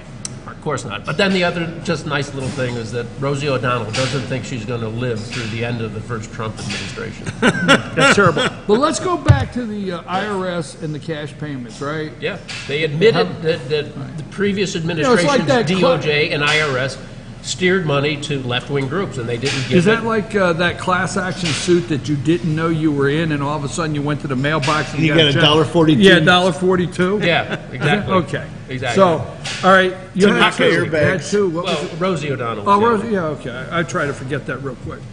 Anytime Rosie O'Donnell. And you? We've got new fans in Memphis. We have new fans in Memphis? We do. We've got shout out to Brenda and Aubrey. My wife and I visited Memphis, Tennessee, did a little work there, and had a great visit with those friends. And hopefully they did what they said they were going to do and tune in FYNTV.com this might morning break the transmitter to see the all-star panel. Folks, we're going to talk high school football. It's fall weather. We're going to do that right after this break. But before we close, I want to just say how much I appreciate these two guys coming in every Friday morning, braving the weather in Blue Ridge, and coming in here, and this is a lot of fun. If this is not coming across on the other side of that camera as just an amazing amount of fun, I don't know what else to do with this act. I don't know what else. We're going to have to work on our act. Take it on the road. We already did. We're here at Ken's. But let me just say this. In summation, your host always thought that Steve Bannon left in a strategic fashion. Your host always thought Mueller had to go. Okay? Mueller. But you know what? There is some wacko, I am so sorry, I guess I apologize to all my environmentalist friends, but there is a wacko environmentalist billionaire. Something happens when they hit the billion mark. Brain cells just evaporate. Except for the President of the United States. That's my favorite billionaire. Anyhow, this environmentalist billionaire, Steve Steyer. Tom Steyer. Tom Steyer, I stand corrected. Not to be confused with his younger brother. Yeah, Steve. Tom Steyer is spending $11 million in a campaign to say, impeach Trump. He does a 1-minute commercial of impassioned why, the reasons, the Constitution that we should impeach the President of the United States. I am so amazed at how liberals have found the Constitution in the last year. I am so happy they got it out of the desk drawer and said, for sure there's something in here we could use. But let me tell you something. I hear impeach, impeach, impeach. Republicans, if you have any, you will start saying treason, treason, treason. End of story. You owe it to the American people. You owe it to each and every one of us. And do not stand on the floor of the Senate or in Congress and dare give any more speeches without acknowledging the Constitution of the United States and the treason that's taken place, and do what you have to do for us. I'm your host, BKP. It's 9:44. We're going to take a quick break. Rick, thank you. Bruce, thank you. Enjoy the afternoon in beautiful downtown Blue Ridge. And also we have Jason Banks, the director of Team FYN Sports. We're going to switch gears. We're going to talk about high school football. You don't want to leave. I never know. Jason's got something going on over there. He's working hard, or he's got the look. We'll be back right after these messages.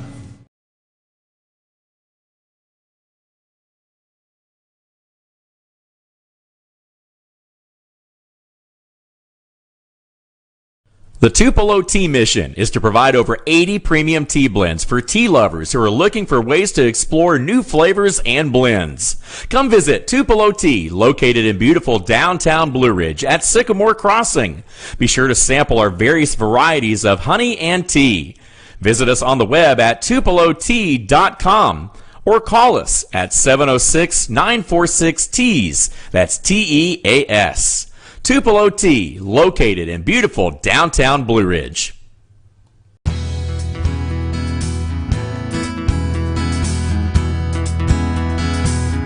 Hello, my name is Chad Watkins. I'm the manager at Larry's Body Shop. We are a family-owned and operated business and have been serving the North Georgia area since 1978. We are located at 1216 Progress Road in LOJ, Georgia. Our shop specializes in collision repair and we work with all major insurance companies. Larry's Body Shop is ICAR Gold, the highest role of training recognized by the collision repair industry. It is estimated that only 10% of collision shops meet these standards. Our shop consists of state-of-the-art equipment such as laser measurement system, down-drive spray booth, spot and MIG welding equipment. All of our paints are mixed on-site so that we can guarantee your paint to match every time. I know that having an accident can be a stressful event. We take pride in making sure our customers are satisfied with the repair of their vehicles. Our waiting area is clean and comfortable with free Wi-Fi and refreshing beverages. So if you're in an accident, stop by and see us at Larry's Body Shop.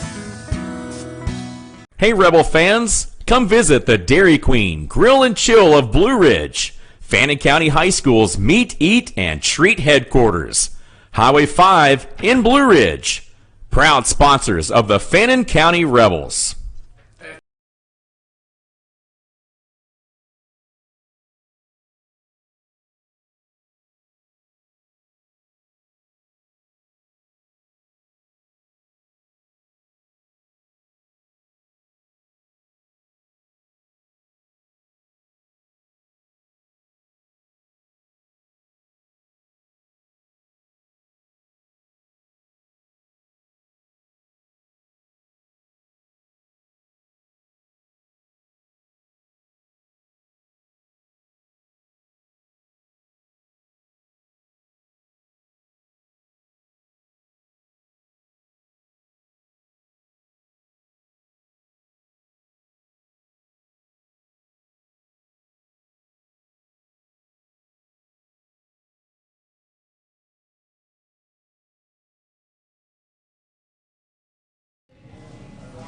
Hey, we're back, and I'm your host, BKP. Good morning from beautiful downtown Blue Ridge. We're at Blue Jeans Pizza here, and it's a little cool this morning, Jason.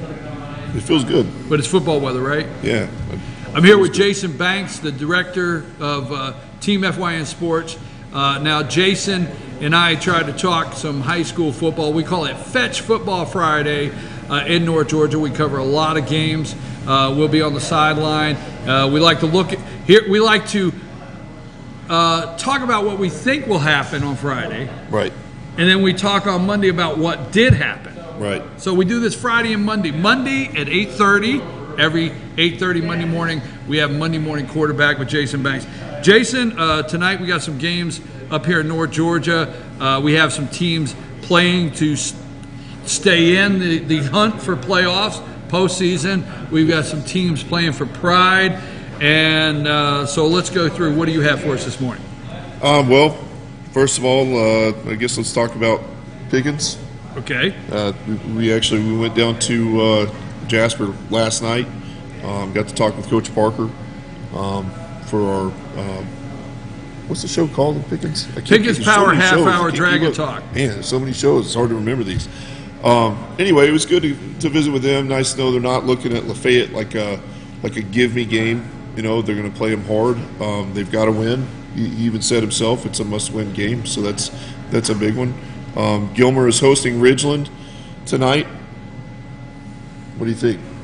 You really tossed that off to me? I don't believe you did. That was like, really? You tossed that to me? Okay. No, I mean, Ridgeland, there's a lot here. There's a lot. Ridgeland, I went over Friday night. I watched Ridgeland play Pickens. Ridgeland is ranked within that top 5 mark of 4A football within the state right now. There's a little argument, are they 3, are they 4, are they 2?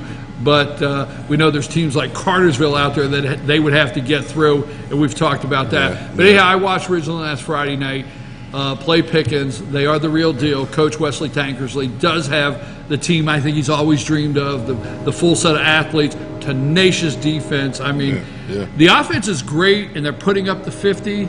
Yep. But they're putting up the 50 on what I would say some weaker defenses. But when they get into postseason, Ridgeland has the defense to maybe keep them in the game. That was my thought. Yeah, absolutely. I mean, it only allowed 3 touchdowns, right? And that was Pickens, which we got to meet the young men with Pickens that actually scored those 3 touchdowns last week. They're awesome athletes. So, but other than that, they hadn't really given up much all season long. Ridgeland's got a defense that's unbelievable. I keep asking everyone, can they play with Cartersville? And nobody thinks they can, but I honestly believe that they are good enough.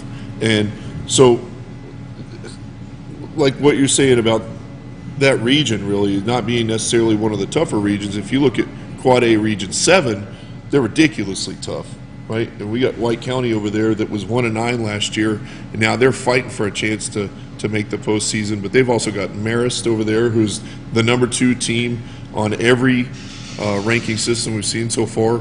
And they beat Blessed Trinity last week by 1 point, going for 2 in the final couple of minutes of that game. A 25-24 win that honestly kind of shocking. It was a really good game. I agree with that. Once Ridgeland comes out, but Ridgeland is coming to Gilmer tonight, and I don't like to go out with the Gilmer doesn't stand a chance. But the Gilmer kids, the ball players have been playing with some courage, some pride, and they're working hard, and they know what they're up against tonight. Wesley Tankersley is the former head coach of the Gilmer Bobcats.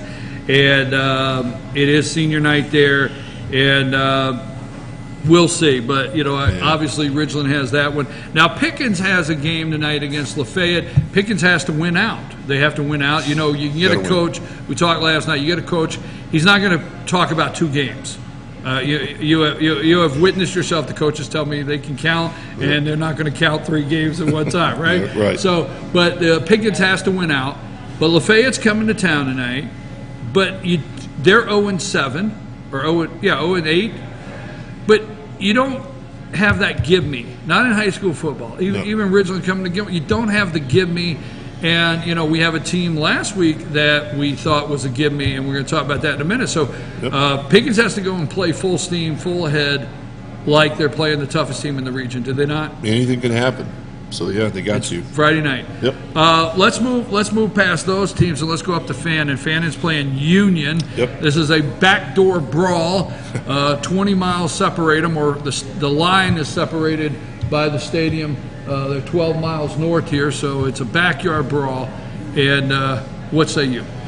I say Fannon's going to have their hands full with Cole Wright. He's the leading passer in AAA Region 7 right now by nearly 300 yards over Coe over at Dawson. We saw how good he is. And Cole Wright, I mean, they're not winning every ball game, obviously. They're struggling. They haven't won a region game yet.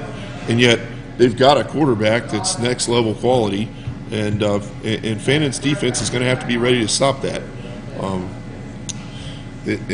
Lumpkin obviously came to Fannin this past week, and that was a defensive battle and a very lengthy, a long war of attrition.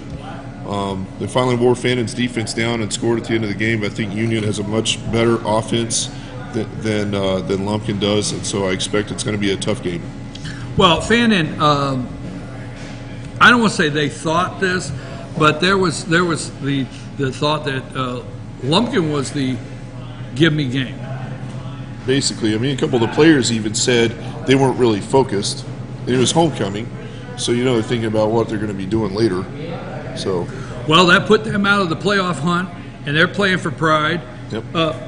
Union's playing for pride, and they will have a tough time containing Cole Wright. But this year, Cole struggled a little bit. I've watched him play several games. This year, Cole struggled a little bit based on their front line at Union is not as big as years in the past, especially last year. They're great young men. They just don't have the size. They just have not been able to keep the defense out, which has caused Cole to do a lot more scrambling than last year. You see that on the defensive side of the line for them, too. I think they have a younger defense, if I remember right. Got a real good coach that's probably coached them up quite a bit all season long. But on the flip side of what we're talking about when we're talking about how great Cole Wright is and how the offense is able to do what they need to do, Fannin, we know, tries to establish a running game.